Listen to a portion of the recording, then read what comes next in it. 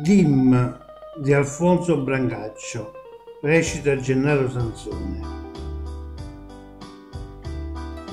Ogni giorno così, mentre fatica mi mantiene soltanto sto pensiero, che tu mi aspetti qua in punta a sto vico sempre a stess'ora, come alla di sera.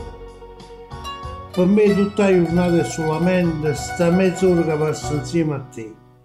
E tu, con quest'aria fredda e indifferente, mi indossi con piacere di venire.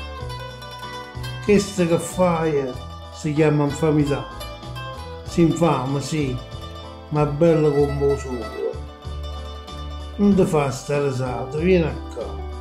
Guarda mi faccio, io mi stai bene. Che ti costa a me di sti tre parole?